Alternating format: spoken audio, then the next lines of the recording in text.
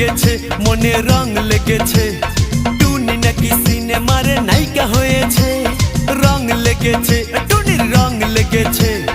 টুনি নাকি সিনেমারে নায়িকা হয়েছে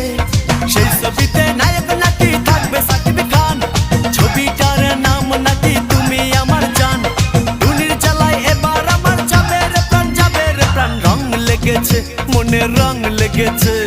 টুনি নাকি সিনেমারে নায়িকা হয়েছে